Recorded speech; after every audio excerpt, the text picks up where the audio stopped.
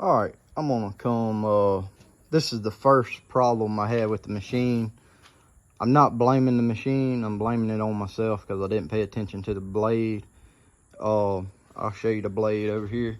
I noticed that it wouldn't want to turn it and all. I didn't pay no attention.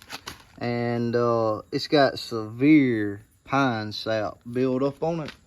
And I just did not pay it any attention. I've run them with some pine sap. Gonna see if I can show.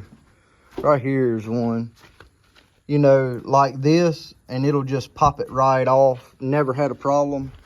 But that one there is too thick. It's like all over the blade, and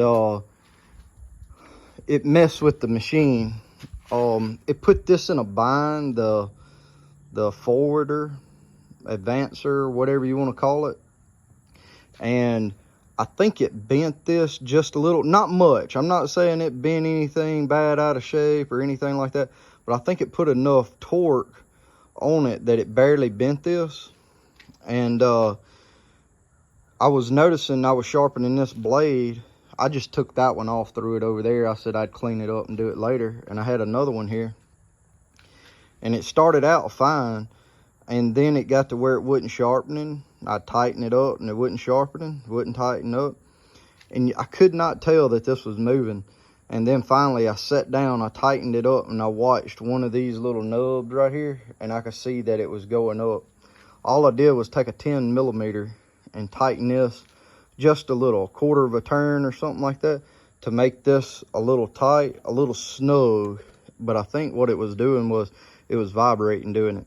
The other thing, whenever it did that, it bound up the little cam in here. I'm gonna flip it up. It bound this little cam up, and you see this little wheel here? It made it start running off the backside. This here was getting on the backside of this cam right here. So make sure you pay all that good attention if anything happens. And that's the reason why you should sit here and watch your machine. I'm bad about putting it on, and I'll go get another blade, get it ready or whatever, or go right over here and shovel some sawdust, and I'll set a timer for 5 minutes. Well, in 5 minutes, that gives me time to quit doing whatever I'm doing and get back over here, because it takes about 6 minutes to run one of these 171-inch blades.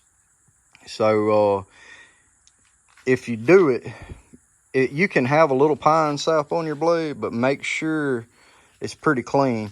This blade here may be completely shot. I don't know, because, excuse me, I got the hiccups. It may be completely shot because I done run it around about 4 times trying to figure it out. But I'd rather do one blade than multiple. And how I knew this one was messed up was it quit trying to advance, and then it fell on top of a tooth and ground it down. And I was like, darn, something ain't right, you know. But anyways, I got that fixed. That's a little update on the Woodland Mills RS30 Pro. Still great sharpener. I'd recommend buying it, but just watch that stuff because of that. You know, make sure you keep it down in here. Make sure this stays tight. You can hear it if the blade tries to wobble in here. You can tell whenever you try to sharpen it. And that thing's sharp. I about poked myself just by doing that. Wasn't paying attention. But just watch your machine. Again, I may be able to run this thing another 100, 200 blades without another problem. And I don't think I'd have had a problem now if if I'd have caught that the sap buildup was on that. It wouldn't have put the machine in a bind. I thought my battery was dying because it was just bogging down, not wanting to turn it. And I was like, well, let me plug the charger up and all that. But no, just bad sap on it. But anyways, I hope y'all liked the video. It was informative. If so, I'll try to bring you any other things that happen in the woods. If anything can go wrong, it's going to go wrong to me, and I'll just try to help y'all out. We'll see you on the next video.